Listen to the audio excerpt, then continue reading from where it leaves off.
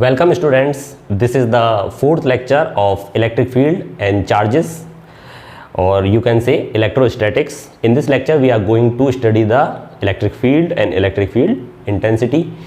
Before starting I would like to suggest you something कि आपको आपकी ये जो बेस क्लासेस हैं मीन्स 11th एंड 12th वो मगअप नहीं करनी है, वो आपको रट्टा नहीं मारना है उनका, आपको एक एक कॉन्सेप्ट को समझना है. And I am here to only deliver the concept. मैं आपको जो रटने वाली चीज़ें वो नहीं बताऊंगा, वो आप अपनी बुक में जाके समझ सकते हैं. वो सारी की सारी चीज़ें बुक में लिखी हुई हैं. मैं आपको वो चीज़ें समझाऊंगा जो कि बुक में समझना हार्ड टू अंडरस्टैंड है. मीन्स मैं आपको के की वैल्यू ये नहीं समझाऊंगा के इज इक्वल टू 1 होता है कहाँ पे, CGS में.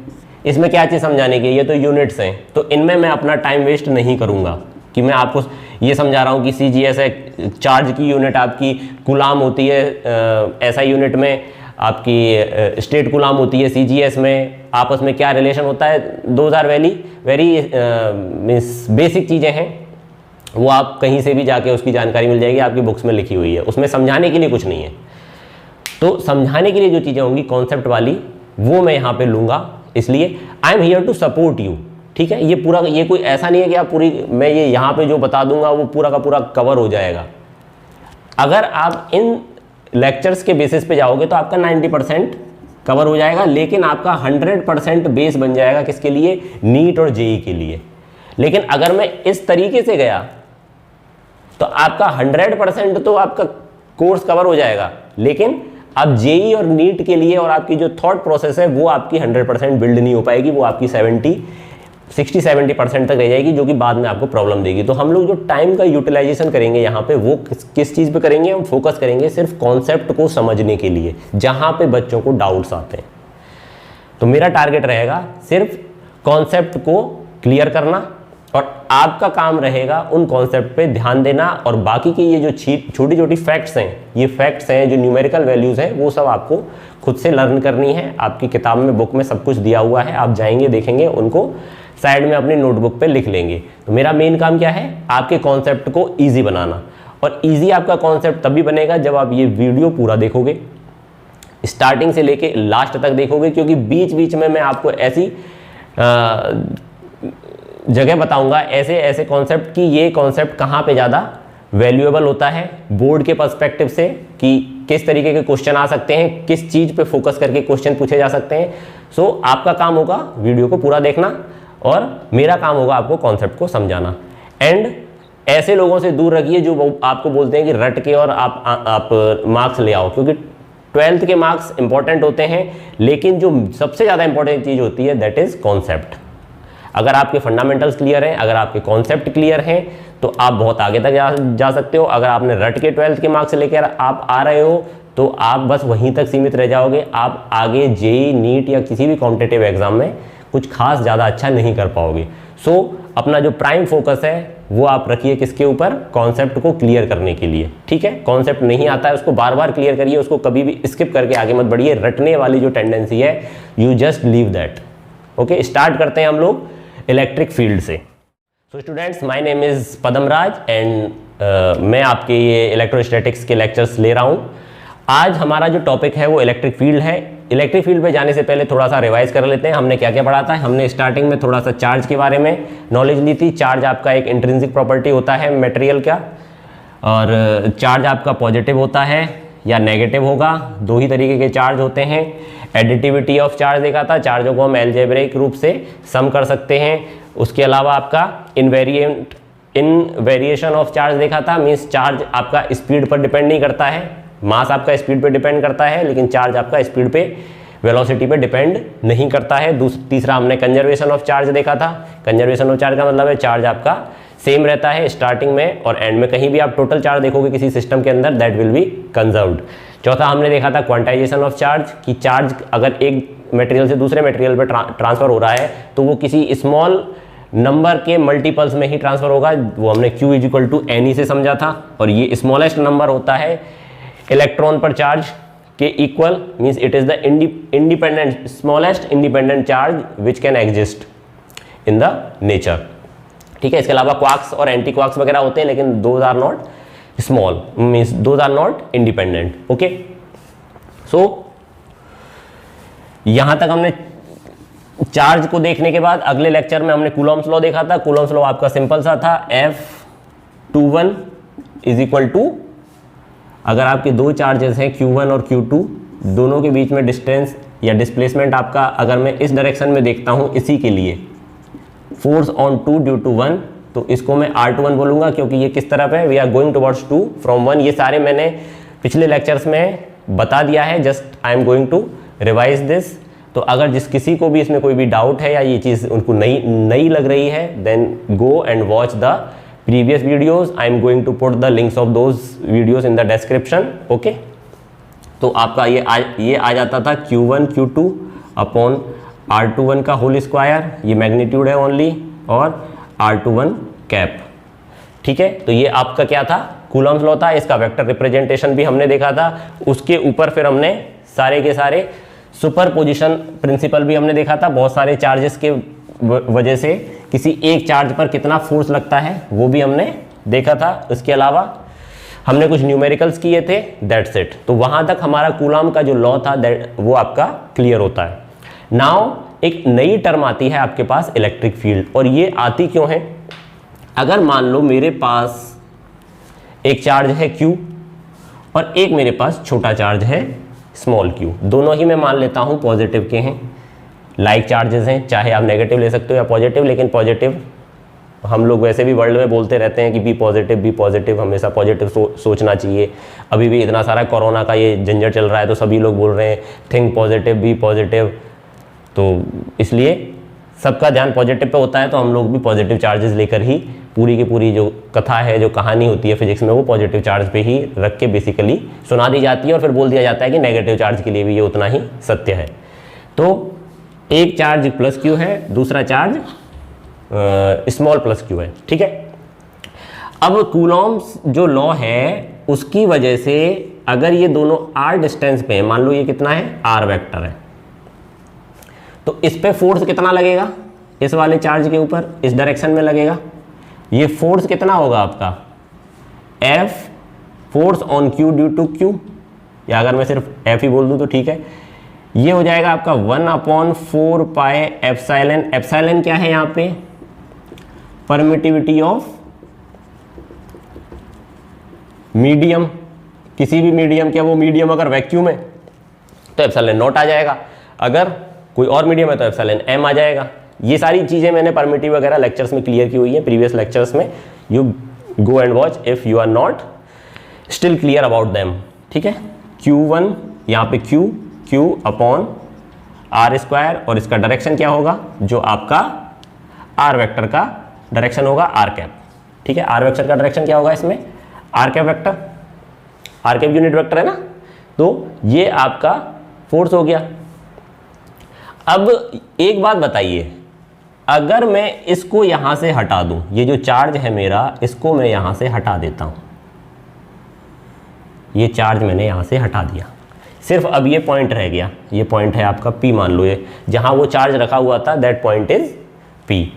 तो यहां जब मैंने उस चार्ज को हटाया है तो अब क्या होगा, अब फोर्स तो रहेगा नहीं क्योंकि कोई दूसरा चार्ज है नहीं। जो कूलॉम्स का लॉ था वो हमें ये बताता था कि जो फोर्स होता है on the charge is directly proportional to the product of the charges. जो दो चार्ज है उनके प्रोडक्ट के डायरेक्टली प्रोपोर्शनल होता है, और inversely proportional to the square of the distance between them. But अब यहाँ पे ये Q तो है नहीं, तो ये तो जीरो हो गया, मतलब फोर्स तो है ही नहीं इस पे। बट क्या इसका कोई इफेक्ट नहीं है इस पॉइंट के ऊपर, मतलब वो क्या चीज थी जिसकी वजह से मैं जब इस स्मॉल Q को इसके यहां लेकर आया तो सडनली इस पे फोर्स लगने लग गया। भाई मैंने इसको तो यहीं रखा हुआ है, इस चार्ज को मैंने डिस्प्लेस नहीं किया है, मैंने किस चार्ज को डिस्प्लेस किया है, इस Q वाले चार्ज को मैंने यहां से हटा दिया है। तो इसका तो कुछ ना कुछ इफेक्ट रहेगा इस पॉइंट पर, इसका कुछ ना कुछ इफेक्ट रहेगा, that effect is known as electric field. समझ रहे हो मेरी बात को, क्या चीज समझे, मैंने यहाँ पे स्मॉल Q रखा हुआ था, तब वो स्मॉल Q कितना फोर्स फील कर रहा था, इतना फोर्स फील कर रहा था। अगर मैंने इसको यहां से हटा दिया तो ये Q यहां से हट जाएगा, Q यहां से हट जाएगा, भाई यहां कुछ है ही नहीं Q, तो ये यहां से हट गया।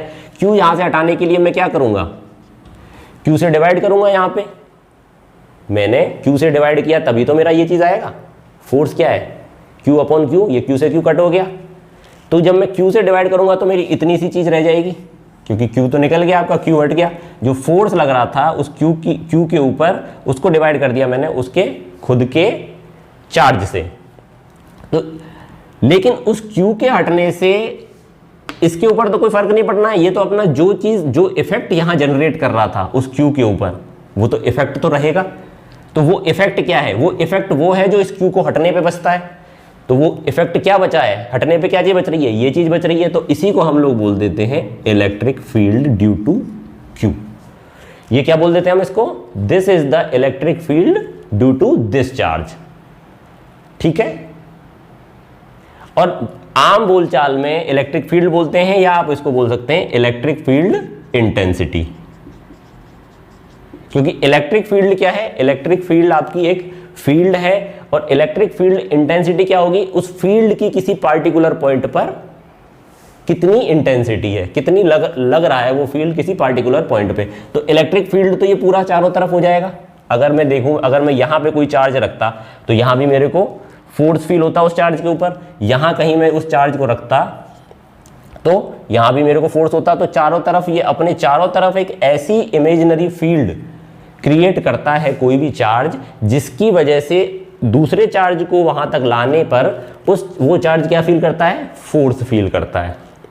तो वो जो पॉइंट होगा, किसी पॉइंट पर जब हम किसी दूसरे चार्ज को लेकर आएंगे तो वो पॉइंट पर लाने में उस पर इतना फोर्स फील हो जाएगा। यहाँ पे क्यों आ जाएगा? ये इतना फोर्स फील हो जाएगा। तो वो जो फोर्स फील करवाया है, वो किसने फोर्स फील करवाया है? इस पॉइंट पर इस चार्ज की वजह से जो इलेक्ट्रिक फील्ड इंटेंसिटी हो रही होगी, उसने इतना फोर्स आपको फील करवाया था। तो अगर मेरे को इलेक्ट्रिक फील्ड इंटेंसिटी निकालनी होगी तो क्या करूंगा? उस चार्ज से उस फोर्स को डिवाइड कर दूंगा। तो क्या होगा? वो जो Q होगा यहाँ पे प्रेजेंट, वो Q आपका हट जाएगा। अब क्या बचा? सिर्फ ये Q का इफेक्ट बचा। और ये Q का इफेक्ट क्या है? ये है। तो इसको क्या बोलेंगे हम? Electric field intensity due to Q। मेरे हिसाब से क्लियर हुआ होगा कि किसी चार्ज की वजह से, दूसरा चार्ज नहीं है अब हमारे पास, सिर्फ हमारे पास एक ही चार्ज है, उस चार्ज की वजह से भी कुछ ना कुछ तो होगा भाई। क्योंकि जब कुछ नहीं होगा तो यहां पे लाने पे सडनली उसके ऊपर फोर्स कैसे लगने लग जाएगा? अगर ये मैं बोल रहा हूं, इसका अपना आसपास के एरिया में, इसकी सराउंडिंग्स में इसका कोई भी इफेक्ट नहीं है।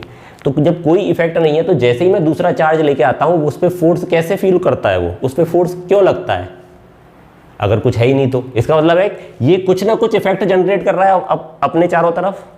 That effect is known as electric field.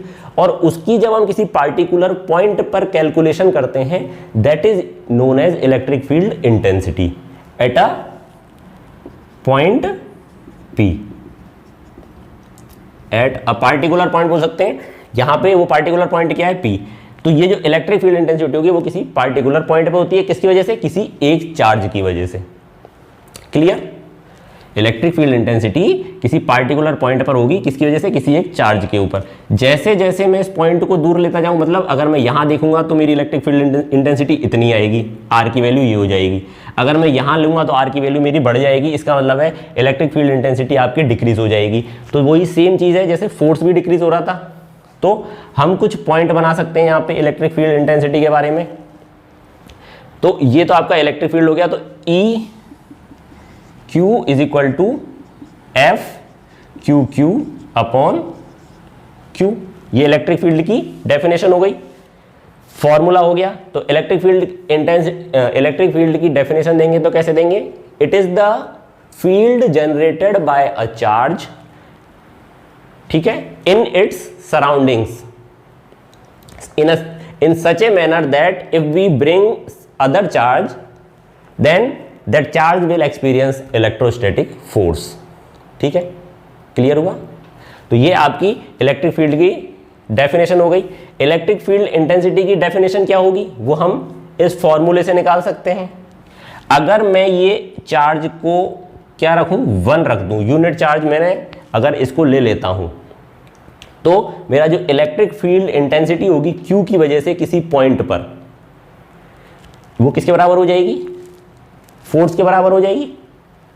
ठीक है, अगर मैं यूनिट चार्ज रखता हूं, यूनिट चार्ज यहां पे लेके आता हूं, then the electric field intensity at this point due to this charge will equal to the force experienced by that unit positive charge.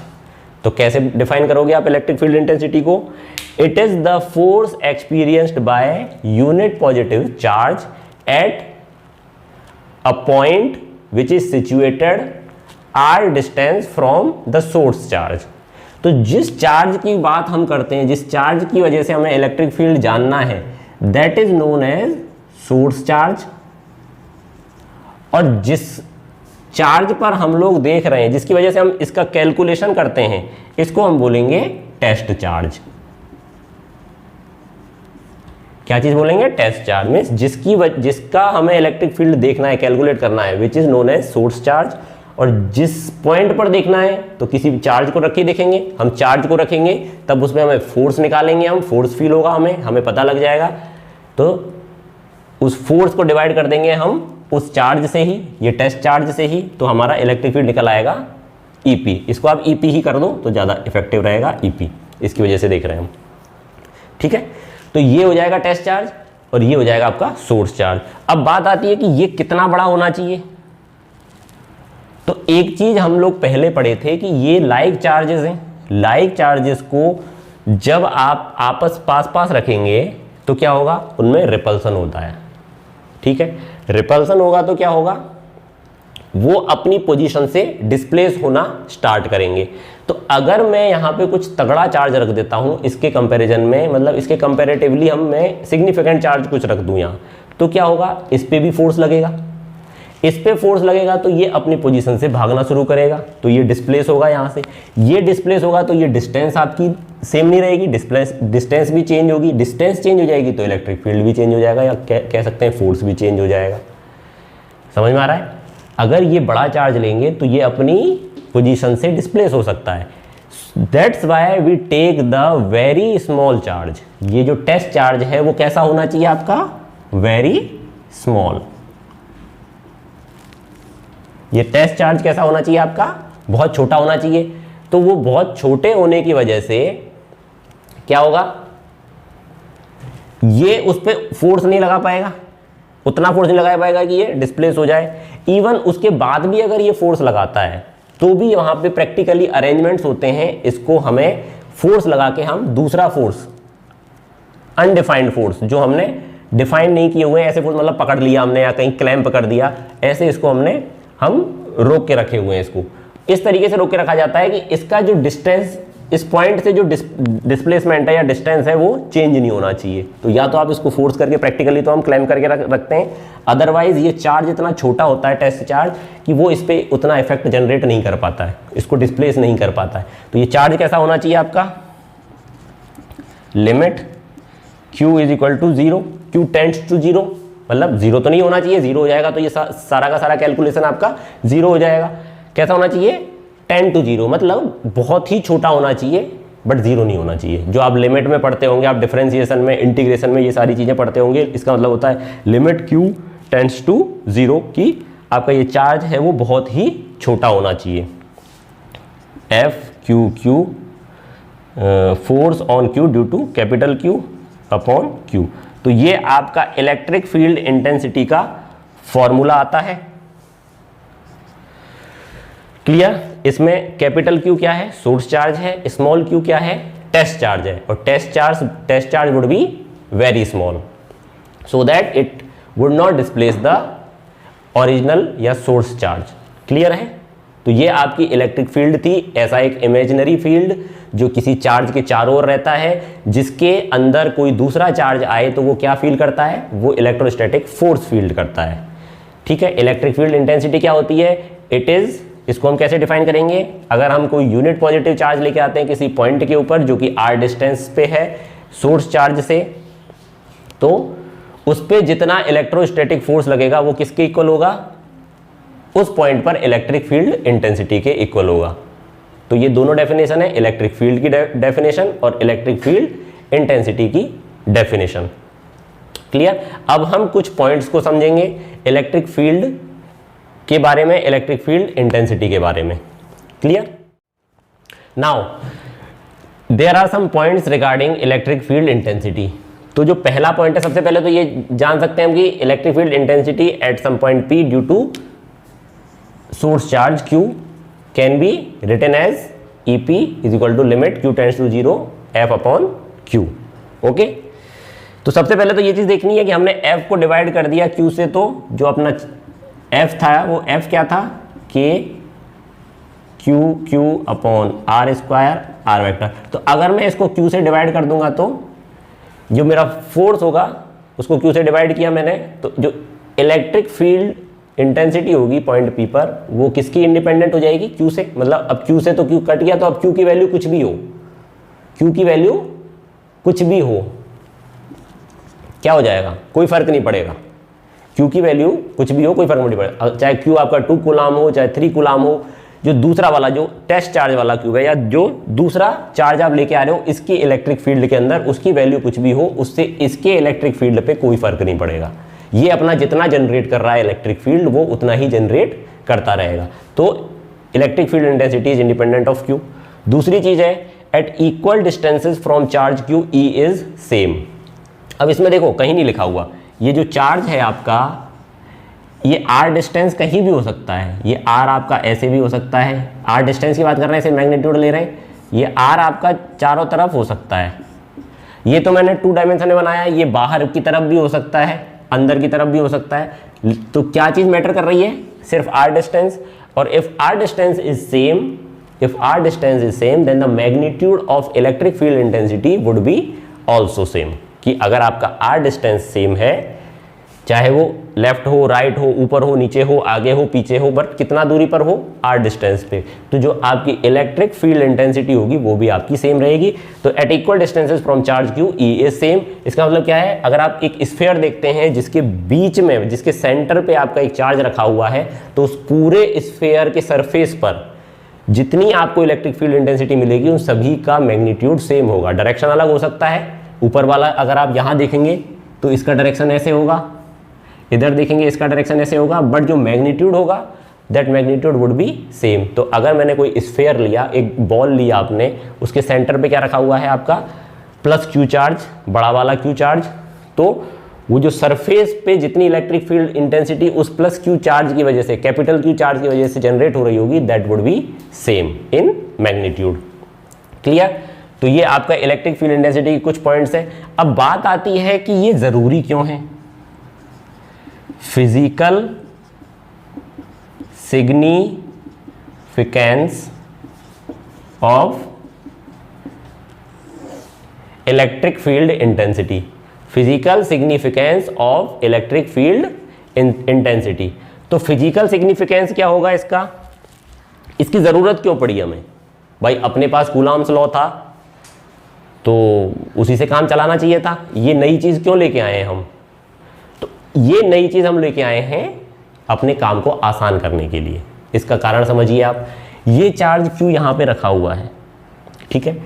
अब मैं एक बार Q1 चार्ज लेके आया, अब मैं यहां पे इस पे फोर्स की कैलकुलेशन करता हूं, ठीक है। तो मैं क्या लगाऊंगा, कूलॉम्स लॉ लगा के फोर्स निकाल दूंगा इस चार्ज के ऊपर, ठीक है। अगली बार मैं Q2 चार्ज लेके आया तो मेरे को दोबारा से कैलकुलेशन करनी पड़ेगी, दोबारा से मेरे को फोर्स निकालना पड़ेगा। ऐसे ही मैं जितनी बार भी चार्जेस लेके आऊंगा हर बार मुझे कूलॉम लॉ लगा के फोर्स निकालना पड़ेगा। तो क्या हम कुछ आसान कर सकते हैं? यस, हम ये कर सकते हैं कि अगर मैंने यहाँ पे इलेक्ट्रिक फील्ड इंटेंसिटी निकाल ली, इसकी वजह से मेरे को E पता लगे कि इस P पॉइंट पे मेरा E कितना आया है, KQ अपॉन R स्क्वायर, किस डायरेक्शन में, R वेक्टर की डायरेक्शन में। अगर ये किधर है, ये आपका R कैप है इस डायरेक्शन में, तो मेरे को पता लग गया क्या है, इस पॉइंट पर इलेक्ट्रिक फील्ड है। अब मैं कोई भी चार्ज यहां पर ले आऊंगा तो क्या होगा, मैं मान लो यहां पे Q1 चार्ज लाया तो मेरे को क्या करना है, ये तो मैंने पहले से निकाला हुआ है, जस्ट मल्टीप्लाई करना है मेरे को, scalar multiplication with vector, scalar multiplication with vector. Vectors की का मल्टीप्लिकेशन की सीरीज 11th क्लास के प्लेलिस्ट में से आप देख सकते हो, ठीक है। आप जाइए और 11th क्लास की जो प्लेलिस्ट है वेक्टर्स के ऊपर, उसमें मैंने मल्टीप्लिकेशन इन वेक्टर्स टॉपिक कवर किया हुआ है। अगर आपका ये क्लियर नहीं है तो आप वहाँ पे जाके क्लियर कर सकते हो। तो इस पॉइंट P पर मैं इलेक्ट्रिक फील्ड को कैलकुलेट मैंने पहले से किया हुआ है KQ/R² आर कैप डायरेक्शन में। अब मेरे को जितने भी चार्जेस पे फोर्स निकालना है, यहाँ पे मैं Q1 लेके आऊंगा तो फोर्स कितना हो जाएगा, सीधा सीधा मैं क्या करूंगा, फोर्स किसके ऊपर, Q1 के ऊपर, इस पॉइंट P पे अगर मैं उस Q1 को रखूंगा तो फोर्स क्या होगा, जस्ट इसमें मल्टीप्लाई कर देना है मुझे, लो आ जाएगा आंसर। ये चीज तो पहले से मल्टीप्लाई थी आपका, मान लो ये चीज मेरी मल्टीप्लाई होके आ रही थी 100, ठीक है, आर कैप वो डायरेक्शन था। अब मैं लेके आया हूं 2 कूलम चार्ज, तो मेरे को कितना मिल जाएगा फोर्स, 100 × 2 200 न्यूटन। समझ में आ रहे हो ना, कितना आसान कर दिया इसने, इलेक्ट्रिक फील्ड इंटेंसिटी निकालने से अपना काम कितना आसान हो गया। अदरवाइज हमको हर बार कूलम लॉ लगा के फोर्स निकालना पड़ रहा था, बार बार कैलकुलेशन करनी पड़ रही थी। अब हमने एक बार अपना एक काम कर दिया कि भाई एक चीज तो फिक्स है इसमें, ये चार्ज तो फिक्स है ना, ये चार्ज फिक्स है तो इसकी वजह से कुछ इफेक्ट भी फिक्स होगा। तो वो फिक्स इफेक्ट क्या है, इलेक्ट्रिक फील्ड इंटेंसिटी इस पॉइंट के ऊपर। तो वो अगर वो इफेक्ट हम निकाल देंगे तो क्या करना होगा, हमें बस वो जो दूसरा चार्ज हम लेके आ रहे हैं उसको मल्टीप्लाई करना होगा उसमें। तो आपका ये जो काम है वो किसने ईजी किया, इलेक्ट्रिक फील्ड इंटेंसिटी ने, ठीक है। तो ये चीज हो गई। तो इसका मतलब है हम कैसे लिख सकते हैं, अगर किसी r डिस्टेंस पर आपको फोर्स निकालना है, किस पर, r डिस्टेंस के ऊपर, तो कैसे निकाल दूंगा मैं उसको, उस चार्ज का मल्टीप्लाई कर दूंगा उस इलेक्ट्रिक फील्ड इंटेंसिटी का, उस r डिस्टेंस पे जो इलेक्ट्रिक फील्ड इंटेंसिटी होगी उसका मैं मल्टीप्लाई कर दूंगा उस चार्ज से जिस पे मेरे को फोर्स निकालना है, तो मेरे को फोर्स मिल जाएगा। तो ये एक रिलेशन आपका आ जाता है इलेक्ट्रिक फील्ड इंटेंसिटी का। बेसिकली ये रिलेशन यहीं से आ सकता है, F = E × R हो सकता है, ठीक है। अब हम नेक्स्ट डिस्कस करते हैं इलेक्ट्रिक फील्ड लाइंस। तो सबसे पहले these are the imaginary lines to visualize the electric field. Electric field को विजुअलाइज करने के लिए, समझाने के लिए कि वो कैसे एक्ट कर रही है, दीज लाइंस आर टेकन। उसके बाद है for isolated charges the electric field lines are straight. जो आइसोलेटेड चार्ज है, आइसोलेट का मतलब सिर्फ एक चार्ज ले रहा हूं मैं अलग से, ये मैंने एक चार्ज ले लिया, तो इसकी वजह से जो भी लाइन जनरेट होगी इलेक्ट्रिक फील्ड लाइंस वो कैसी होंगी, स्ट्रेट होंगी। लेकिन अगर मैंने मोर देन 2 चार्जेस लिए हैं साथ में, कि मैंने मान लिया यहाँ पे प्लस क्यू लिया हुआ है, यहाँ पे प्लस क्यू लिया है, इन दोनों की वजह से देख रहा हूँ कि इस एरिया में मेरा इलेक्ट्रिक फील्ड लाइंस कैसे होंगी, तो कैसे होगी, ये रिपल्स करेंगी, तो ये कर्व हो गया मामला आपका, इधर इसका भी कर्व हो जाएगा, ये कर्व हो जाएगा मामला आपका। तो अब ये स्ट्रेट नहीं रही। तो अगर आइसोलेटेड है चार्ज आपका, then the electric field lines are straight, और अगर आपका आइसोलेट नहीं है, मतलब मोर देन 1 चार्ज साथ में रखे हुए हैं, उनकी वजह से आपको इलेक्ट्रिक फील्ड लाइंस देखनी है, तो वो आपकी कर्व्ड होंगी। दूसरा, अगर आपका नेगेटिव देखोगे तो अगर आप नेगेटिव देखोगे, यहाँ पे प्लस क्यू रखा और यहाँ पे आपने माइनस क्यू रखा, तो क्या होगा आपका, ये इस तरीके से, यहाँ से तो ये रेडियली आउटवर्ड जाएगा और इसमें ये रेडियली इनवर्ड आ रहा है, तो इस तरीके से आपका ये लाइंस हो जाएंगी। तो ये कर्व्ड हो गई लाइन आपकी। कर्व्ड भी किस तरीके से है, प्लस क्यू से जो पॉजिटिव है उससे बाहर की तरफ निकल रही है और माइनस क्यू में वो अंदर की तरफ आ रही है, ठीक है। अब है ये चीज हो गई आपकी।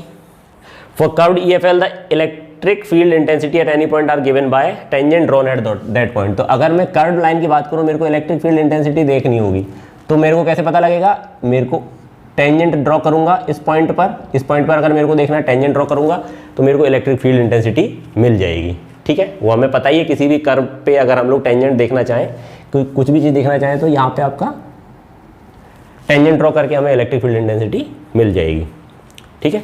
For positive charge they are radially outward, ये हम समझ ही चुके हैं। नेगेटिव के लिए रेडियली इनवर्ड होता है। दूसरी बात है, ये कभी भी 2 फील्ड लाइंस आपस में इंटरसेक्ट नहीं करेंगी। ये हो ही नहीं सकता कि 2 फील्ड लाइन आपस में इंटरसेक्ट कर जाएं। उसका रीज़न क्या है, अगर ये आपस में कोई 2 फील्ड लाइंस आपस में इंटरसेक्ट कर रही हैं, तो आपको 2 इंटेंसिटीज मिलेंगी, 2 डायरेक्शन मिल जाएंगे, एक तो ये डायरेक्शन मिल जाएगा, एक ये डायरेक्शन मिल जाएगा। तो एक ही पॉइंट पर if there are 2 different direction of electric field, then it is not possible. एक पॉइंट पर 2 इलेक्ट्रिक फील्ड के डायरेक्शन नहीं हो सकते, सिर्फ एक ही हो सकता है, यूनिक डायरेक्शन ही हो सकता है। Hence we can say that the electric field lines never intersect each other, ठीक है। दूसरी एक और चीज है, ये कभी भी क्लोज लूप नहीं बनाएगी। इलेक्ट्रिक फील्ड लाइंस आपस में क्लोज लूप नहीं बनाएंगी। क्लोज लूप कैसे, देखो ये यहाँ से निकल के वापस यो नहीं आ सकता, ये कभी ऐसे नहीं हो सकता ना, तो वो चीज़ समझ में आ रही होगी। क्लोज लूप नहीं बन सकता, सिर्फ एक ही डायरेक्शन में जा रहा है। क्लोज लूप के लिए आपको ऐसे जाना पड़ेगा, ऐसे और ऐसे, ये तो पॉसिबल ही नहीं है, क्योंकि पॉजिटिव के लिए बाहर निकलेगा, नेगेटिव के लिए अंदर आएगा, तो क्लोज लूप बनाने के लिए इसको नेगेटिव के लिए बाहर निकलना पड़ेगा, विच इज रॉन्ग, तो ये क्लोज लूप नहीं बनाएगी। They are strong where lines are close. तो इस चीज़ से ये समझ में आता है कि इलेक्ट्रिक फील्ड लाइन्स जहाँ पे क्लोज होंगी तो इलेक्ट्रिक फील्ड इंटेंसिटी आपकी ज़्यादा होगी, इलेक्ट्रिक फील्ड स्ट्रॉन्ग होगा। मतलब ये ऐसे देखिए, ये अगर पॉजिटिव चार्ज है तो ये ऐसे जा रहा है। अब मैंने यहाँ ये एरिया देखा है, इस एरिया में ये पास पास है, या अगर मैं मान के चलता हूँ, चलो ठीक है मैं ऐसे मान लेता हूँ, ये मैंने लिया हुआ है, यहाँ पे देखो ये सारी की सारी जो लाइंस है वो पास पास है, तो यहाँ पे आपकी इलेक्ट्रिक फील्ड इंटेंसिटी ज़्यादा रहेगी, इलेक्ट्रिक फील्ड आपका स्ट्रॉन्गर रहेगा। यहाँ पे आपके ये सारी लाइंस दूर दूर हो गई हैं और दूर होती जा रही हैं, तो इससे क्या होगा, जितना ज़्यादा दूर होगा इलेक्ट्रिक फील्ड लाइंस आपकी उतनी ही दूर होंगी, जितनी इलेक्ट्रिक फील्ड लाइंस दूर होंगी उतनी ही आपकी इलेक्ट्रिक फील्ड का जो स्ट्रेंथ है वो कम हो जाएगा। ठीक है, तो ये चीज़ है। इसको आप एक तरीके से ऐसे भी समझ सकते हैं कि अगर मैं यहाँ पे एरिया, अगर मैं यहाँ इतना छोटा सा एरिया में यहाँ पे लूँ तो यहाँ से दो लाइन पास हो रही हैं, यही छोटा सा एरिया अगर मैं आगे ले जाऊँगा तो यहाँ से मेरी एक भी लाइन पास नहीं हो रही। देखो, तो इसका मतलब क्या है, ये यहाँ पे ज़्यादा इंटेंसिटी है, यहाँ पे कम इंटेंसिटी है। रीज़न क्या है, क्योंकि यहाँ पे ये लाइंस पास पास है, यहाँ पे ये लाइंस दूर दूर है। तो जितना आपकी पास पास लाइंस होंगी उतनी आपकी इंटेंसिटी ज़्यादा होगी। ठीक है, तो स्टूडेंट्स ये आपका यहाँ तक ये जो कॉन्सेप्ट है मेन, इलेक्ट्रिक फील्ड क्या होता है, उसकी फिजिकल सिग्निफिकेंस क्या है। फिजिकल सिग्निफिकेंस इतना ही है कि आपको फोर्स को कैलकुलेट करने में बहुत आसानी हो जाती है। उसके अलावा इलेक्ट्रिक फील्ड लाइंस की क्या प्रॉपर्टीज़ होती हैं, इमेजिनरी लाइंस होती हैं, बहुत सारी प्रॉपर्टीज़ होती हैं उसकी। ठीक है, तो वो सारी मतलब ये है कि कॉन्सेप्ट आपका क्लियर होना चाहिए, क्यों हम इस चीज़ को पढ़ रहे हैं। ऐसे नहीं कि भैया सीधा इलेक्ट्रिक फील्ड आ गया और हमने बस रट्टा मार लिया और बोर्ड में क्वेश्चन आ गया कर दिया। आपको कुछ समझ में तो आए कि हम लोग पढ़ क्यों रहे हैं। हो सकता है आप में से कुछ साइंटिस्ट बन जाओ आगे जाके। तो अगर यहाँ पे विजुअलाइजेशन आपका क्लियर है, यहाँ पे कॉन्सेप्ट क्लियर है, तो आप सोचोगे तो सही कि यार अगर ऐसा कर लें तो शायद ऐसा हो सकता है। वो थॉट प्रोसेस कब जनरेट होगी, जब आप चीज़ों को उसके रूट से समझेंगे। ठीक है, तो मैं उम्मीद करता हूँ कि आप पढ़ेंगे भी उसी हिसाब से जिस हिसाब से मैं आपको पढ़ा रहा हूँ, जिस हिसाब से मैं इस कॉन्सेप्ट को समझा रहा हूँ। आपके अंदर की जो क्रिएटिविटी है वो इग्नाइट होनी चाहिए और आप उसी डायरेक्शन में मूव करने चाहिए। तो मैं फिर से रिक्वेस्ट कर रहा हूँ कि कोई भी रट्टा नहीं मारेगा। फिजिक्स में रट्टा मारोगे, किसी भी सब्जेक्ट में रट्टा मारोगे तो लास्ट में जाके आपका खेल ख़त्म ही होना है। इसलिए भले ही टाइम लगे, भले ही आपको समय लगे, लेकिन मज़ा भी आएगा और आप आगे जाके आप बोलोगे कि सर ने जो कहा था एकदम सही था। अगर हम लोग अभी से कॉन्सेप्ट को समझने लगेंगे तो आपके लिए नीट जेईई वगैरह क्लियर करना बहुत आसान है। कुछ ज़्यादा बड़ी चीज़ नहीं रह जाएगी। वो चीज़ ज़्यादा बड़ी किसके लिए रहती है, जिनको रट्टा मारने की आदत होती है, वही आगे जाके फुस हो जाते हैं। ठीक है, तो ये सारी की सारी चीज़ें आपने पढ़ी, समझी। अब हम लोग एक क्वेश्चन कर लेते हैं इलेक्ट्रिक फील्ड इंटेंसिटी पे, क्योंकि इलेक्ट्रिक फील्ड इंटेंसिटी कुछ नहीं है, आपका क्या है, फोर्स ही है। तो हमने फोर्स को डिवाइड कर दिया Q से, तो इलेक्ट्रिक फील्ड मिल जाएगा। तो हम लोग एक न्यूमेरिकल कर लेते हैं। Now this is the question related to electric field. तो इलेक्ट्रिक फील्ड को हम लोग क्वेश्चन के थ्रू ही समझ लेते हैं इलेक्ट्रिक फील्ड इंटेंसिटी को, क्योंकि सेम टू सेम कूलॉम का जो लॉ समझा था हमने फोर्स के लिए, वो यहाँ भी अप्लाई हो सकता है, बट ये इलेक्ट्रिक फील्ड है तो हमें सिर्फ चार्ज हटाना होता है। ठीक है, तो यहाँ पे दो चार्जेस आपको दिए हुए हैं, Q1 एंड Q2। Q1 जो है वो आपका पॉजिटिव है, Q2 आपका नेगेटिव है। दोनों कितना डिस्टेंस पर हैं, 0.1 मीटर अपार्ट हैं। अब आपको तीन पोजीशंस हैं जहाँ पे इन दोनों चार्जेस की वजह से इलेक्ट्रिक फील्ड इंटेंसिटी निकालनी है। पहला पोजीशन आपका इन दोनों चार्जों के मिडिल में है, दूसरा पोजीशन आपका B है, तीसरा पोजीशन आपका C है। ठीक है, ये आपकी 0.01 वो 0.1 मीटर डिस्टेंस आपका ये है। तो ये बेसिकली क्या बन गया, आपका इक्विलेटरल ट्राइंगल बन गया। ये तीन पोजीशंस पे हमें इलेक्ट्रिक फील्ड इंटेंसिटी निकालनी है, और तीनों पे निकालने की वजह ये है कि आपको क्लैरिटी आ जाएगी कि किस हिसाब से इलेक्ट्रिक फील्ड इंटेंसिटी पॉजिटिव और नेगेटिव चार्जेस से बनती है। और यही जो एग्जाम्पल है वो आपका डाइपोल हो जाएगा अगर इन दोनों का क्या चीज़ सेम है, मैग्नीट्यूड सेम है। यही चीज़ अब हम इलेक्ट्रिक डाइपोल जब नेक्स्ट लेक्चर में पढ़ेंगे, आने वाले लेक्चर्स में जब पढ़ेंगे इलेक्ट्रिक डाइपोल, तो यही प्रॉब्लम आपकी इलेक्ट्रिक डाइपोल बन जाएगी अगर इनका magnitude Q1 is equal to Q2 is equal to Q हो जाएगा, एक पॉजिटिव एक नेगेटिव और एक फिक्स डिस्टेंस दोनों के बीच में, तो उसको हम बोलते हैं electric dipole. We will learn the concept of electric dipole in the coming lectures. तो इसीलिए मैंने ये वाला क्वेश्चन उठाया है ताकि आपको इलेक्ट्रिक डाइपोल को समझने में भी आसानी रहे। ठीक है, तो स्टार्ट करते हैं। अगर हम लोग ए पर देखें, सबसे पहले हम ए पॉइंट पर देखें, तो ए पॉइंट पर अगर हम देखेंगे तो ये पॉजिटिव चार्ज है। पॉजिटिव चार्ज की वजह से इस पॉइंट पर क्या होगा, रिपल्सन होगा, मतलब अवे जाएगा। रिपल्सन नहीं बोलोगे आप इलेक्ट्रिक फील्ड में, ठीक है, मैंने बोल दिया सॉरी, लेकिन आप इलेक्ट्रिक फील्ड में रिपल्सन का वर्ड यूज नहीं करोगे क्योंकि ये आपकी स्ट्रेंथ बताती है, इलेक्ट्रिक फील्ड स्ट्रेंथ बताती है। अगर आप यहाँ पे पॉजिटिव रखोगे चार्ज तो ही रिपेल करेगा ना, ये पॉजिटिव है, ये पॉजिटिव चार्ज है तो यहाँ पॉजिटिव रखोगे तो ही रिपेल करेगा। अगर यहाँ पे आप नेगेटिव चार्ज रखोगे तो वो तो अट्रैक्ट हो जाएगा ना। तो आप इलेक्ट्रिक फील्ड में रिपल्सन अट्रैक्शन वाला वर्ड यूज नहीं कर सकते हो, वो सिर्फ किस में होता है, दो चार्जेस को रखोगे तब फोर्स में हो जाएगा। इलेक्ट्रिक फील्ड में वो वर्ड यूज नहीं करना है। तो क्या होगा, सबसे पहले हमने ये देखा था कि पॉजिटिव चार्ज होता है तो इलेक्ट्रिक फील्ड अवे होती है, मीन्स रेडियली आउटवर्ड। तो इसमें इस पॉइंट पर इस चार्ज की वजह से जो इलेक्ट्रिक फील्ड होगी वो किधर होगी, इस डायरेक्शन में, राइट हैंड साइड वाले डायरेक्शन में। तो वो हो जाएगी electric field at A due to 1, charge 1 की वजह से इलेक्ट्रिक फील्ड, प्लस इसकी वजह से क्या होगा, इस चार्ज की वजह से इस पे फिर वही बात, इस चार्ज की वजह से इस पे इलेक्ट्रिक फील्ड किधर होगी, हमें पता है रेडियली इनवर्ड होती है, तो मतलब इसी डायरेक्शन में जाएगी। पॉजिटिव चार्ज की वजह से जो इलेक्ट्रिक फील्ड इंटेंसिटी होती है वो कैसी होती है, रेडियली आउटवर्ड। नेगेटिव चार्ज की वजह से इलेक्ट्रिक फील्ड इंटेंसिटी होती है रेडियली इनवर्ड। तो ओवरऑल अगर हम ए पर देखेंगे तो दोनों का सम हो जाएगा, इसकी वजह से भी इधर ही इंटेंसिटी है, इसकी वजह से भी इधर ही इंटेंसिटी है, तो क्या हो जाएगा EA1 प्लस EA2, ये टोटल EA हो जाएगा। अब हम लोगों को सीधा सीधा पता ही है इसका डायरेक्शन क्या होगा, टुवर्ड्स राइट। ठीक है, डायरेक्शन हो जाएगा इसका टुवर्ड्स राइट, मतलब इस डायरेक्शन में आपका ये इलेक्ट्रिक फील्ड इंटेंसिटी होगी। तो A1 कितना हो जाएगा आपका, हमें पता ही है कि किसकी वजह से, Q1 अपॉन R कितना है 0.05 का होल स्क्वायर, इधर क्या है प्लस K Q2 अपॉन कितना हो जाएगा 0.05 का होल स्क्वायर। अब यहाँ पे अगर मैंने डायरेक्शन ले लिया है दोनों का, तब इस नेगेटिव और पॉजिटिव का कोई फर्क नहीं पड़ना है, ये चीज़ आपको ध्यान में रखनी है। ये नेगेटिव कब तक है, जब तक आप इसमें विदाउट डायरेक्शन अगर मैं लेता, मेरे को पता ही नहीं है डायरेक्शन क्या है, तो मैं इसमें विद साइन रख देता है इसको यहाँ पे।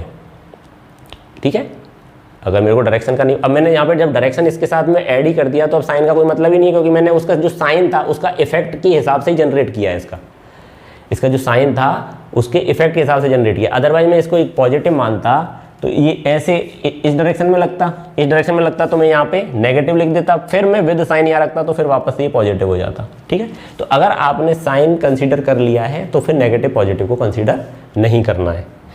कि Q1 Q2 ये दोनों आ गए आपके। अब Q1 और Q2 को वैल्यू यहाँ से रख सकते हो, ये प्लस 10 टू द पावर -8 और ये माइनस 10 टू द पावर -8 है, मतलब सेम चार्जेस हैं, मैग्नीट्यूड दोनों के सेम है बट अनलाइक चार्जेस हैं। तो ये आपका डाइपोल ही हो गया, 10 टू द पावर -8 कूलम है प्लस का, और ये -10 टू द पावर -8 कूलम है माइनस का। तो ये दोनों सेम चार्जेस हैं मैग्नीट्यूड में, लेकिन अपोजिट साइंस के साथ, तो these are known as dipole. ये आपका क्या हो गया, इलेक्ट्रिक डाइपोल, जो हम लोग नेक्स्ट लेक्चर में पढ़ेंगे। तो ये चीज़ आ गई। यहाँ से आप EA को निकाल सकते हो, किस डायरेक्शन में, सारी की सारी वैल्यूज आपको पुट करनी है। मैंने आपको फिर बोल रहा हूँ, I am here only to explain the concept. Values तो सीधे सीधे आप बाहर कर लोगे तो वो हो जाएगी। अब हम बात करते हैं EB की। EB क्या है, देखो इस पॉइंट पे बात कर रहे हैं, तो पॉजिटिव की वजह से ये आपका अवे जाएगा, आउटवर्ड, रेडियली आउटवर्ड। तो EB क्या होगा, electric field intensity at B due to 1, इसकी वजह से ऐसे जा रहा है, इस पॉइंट पर इस चार्ज की वजह से ऐसे, और इस पॉइंट पर इस चार्ज की वजह से कैसे जाएगा, इनवर्ड, ठीक है, तो माइनस EB2, ठीक है। EB1 कितना हो जाएगा, KQ1 अपॉन डिस्टेंस कितना है इसका, देखो यहां से यहां तक 0.05 है, और माइनस इसकी वजह से इसका डिस्टेंस 0.1 और 0.05 कितना हो गया, 0.15, तो KQ2 अपॉन 0.15 स्क्वायर। क्लियर? तो यहाँ पे डिक्रीज हो जाएगा, यहाँ पे इंक्रीज था, अच्छा सही था, इसकी वजह से भी इसी डायरेक्शन में, इसकी वजह से भी इसी डायरेक्शन में, तो ऐड हो गया। इस वाले केस में क्या हो रहा है, इसकी वजह से तो इस डायरेक्शन में जा रहा है और इसकी वजह से इस वाले डायरेक्शन में जा रहा है, तो अपोजिट जा रहे हैं दोनों, तो माइनस कर दिया। अब आप कह रहे होगे कि इसमें से इसको क्यों माइनस किया मैंने, इसमें से भी इसको माइनस कर सकता था। रीज़न क्या है, डिवीजन में कौन ज़्यादा है, ये वाला, क्योंकि इसका डिस्टेंस इससे ज़्यादा है, तो इसकी वजह से यहाँ पे फील्ड इंटेंसिटी कम होगी। ये जो डिस्टेंस है वो ज़्यादा है, तो इस चार्ज की वजह से इस पॉइंट पर फील्ड इंटेंसिटी कम होगी, तो EB2 आपकी कम होगी, ज़्यादा क्या होगा, EB1 ज़्यादा होगा। इस वजह से मैंने इसमें से इसको किया है, तो ये क्या होगा, टुवर्ड्स किस डायरेक्शन में होगा, लेफ्ट, इस डायरेक्शन में हो जाएगा। क्लियर? उम्मीद करता हूँ यहाँ तक क्लियर होगा। अब आ जाते हैं हम लोग सी पर, एट पॉइंट सी पर क्या होगा, देखो पॉजिटिव की वजह से रेडियली आउटवर्ड, नेगेटिव की वजह से रेडियली इनवर्ड, इसकी वजह से ऊपर, इसकी वजह से इधर।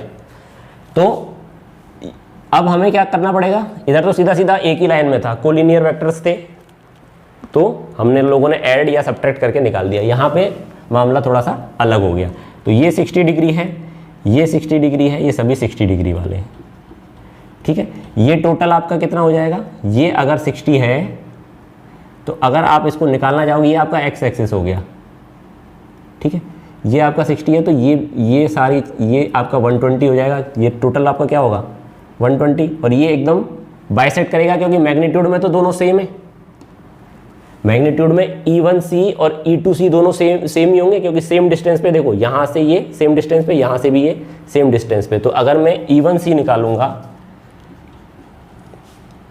EC इज इक्वल टू हो जाएगा E1C प्लस E2C वेक्टर के फॉर्म में, ठीक है। यहां भी सभी चीज आपकी क्या है, वेक्टर के फॉर्म में है। वेक्टर एडिशन ही कर सकते हो आप, ठीक है। यहां तो हमने नॉर्मल इसलिए कर दिया क्योंकि कोलिनियर थे, सीधा सीधा हो जाता था एक लाइन में, यहां पे आपको दिखाना पड़ेगा वेक्टर एडिशन कर रहे हैं, ठीक है। तो इसका एक तरीका और हो जाएगा कि आपका ये 60 डिग्री है तो ये 120 हो जाएगा, और अगर इनकी मैग्नीट्यूड सेम होता है तो ये आपको एकदम बाइसेक्ट करेगा, तो ये 60 हो जाएगा और ये वाला भी आपका 60 डिग्री हो जाएगा। तो E1C का कंपोनेंट इस डायरेक्शन में हो जाएगा, कौन सा कंपोनेंट होगा, E1C cos 60 इस डायरेक्शन में, और इसका वो वाला दूसरा कंपोनेंट साइन वाला ऐसे ऊपर हो जाएगा E1C का, ये क्या हो जाएगा E1C sin 60, दो कंपोनेंट हो जाएंगे E1C के, एक इस डायरेक्शन में और एक इस डायरेक्शन में। अगर मैं एक्स की बात कर रहा हूँ तो E2C का एक कंपोनेंट तो इस डायरेक्शन में हो जाएगा E2C cos 60 इस डायरेक्शन में, ये भी इस डायरेक्शन में, ये भी इस डायरेक्शन में। दूसरा कंपोनेंट कौन सा हो जाएगा, नीचे E2C sin 60, ये मैग्नीट्यूड सेम है, ये भी सेम है, sin 60 भी सेम है, sin 60C भी सेम है। E1C is equal to E2C है ना, अगर मैग्नीट्यूड की बात करें तो, क्यों, क्योंकि KQ upon R square, R कितना है आपका 0.1 का होल स्क्वायर, E1C की वजह से भी इसका magnitude KQ upon R square आ रहा है, और इसका भी आपका KQ अपॉन R स्क्वायर ही आएगा, क्योंकि ये वाली भी सेम है, 0.1 है, तो ये दोनों सेम है मैग्नीट्यूड में। क्या है ये चीज़, मैग्नीट्यूड, अगर मैं मैग्नीट्यूड की बात कर रहा हूँ तो सेम है, तो इसका मतलब है E1C E2C cos 60, तो ये दोनों आपके कैंसिल आउट हो जाएंगे, ये ऊपर लग रहा है सेम चीज़ नीचे लग रही है, तो दोनों कैंसिल आउट हो गए, क्या चीज़ बचेगी, ये दोनों का ट्वाइस हो जाएगा, मतलब आपको इस तरह से बचेगा E1C cos 60 plus E2C cos 60, कौन सा डायरेक्शन, राइट हैंड साइड वाला डायरेक्शन, ठीक है।